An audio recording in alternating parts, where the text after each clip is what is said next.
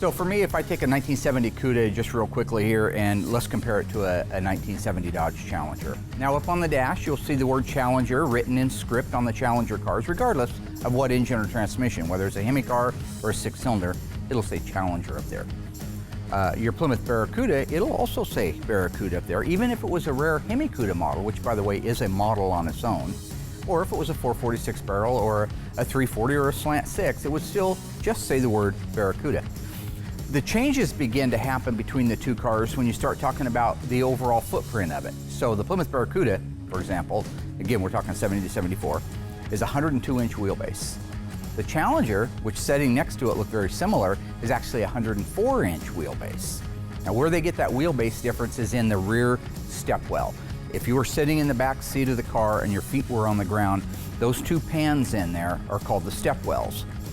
The Challenger is actually 2 inches longer than the Barracuda, and that's what gives it the extra 2 inches of wheelbase. So besides the fact that the Challenger is 2 inches longer in wheelbase, the exterior of the car, the styling cues on it, the Challenger I think is more of an executive, more of a rich look to it, because one reason it has the hip line or the style line down the side that's so pronounced.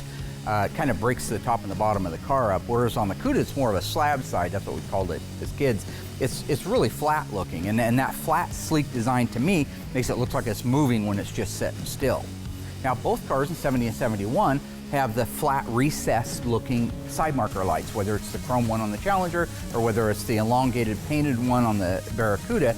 Again, that's a great styling cue for both cars. Unfortunately, they lost that in 72 and went to a surface-mounted side marker light. Compare the taillights on a 70 Challenger. Again, more of a rich kind of highbrow, if you will, look to them. They're very long, they're sleek, they go from side to side, they have the cool reverse light right in the middle. But again, doesn't really scream muscle to me. Go to the Cuda's taillights, unbelievable. If you look at them from the side, if you look at a profile shot, the panel actually looks like it's leaning forward at the top. That whole rake look to the rear body panel and the taillights make it look like it's moving down the freeway when it's sitting still. So go to the grille and the front work on a Challenger and a Cuda. Now they both have the standard power bulge hood. Even though at a glance they look similar, they're very different when you look at them up close. The two cars side by side, and I think you'll agree that the Cuda definitely looks like more of a version of a muscle car than the Dodge Challenger.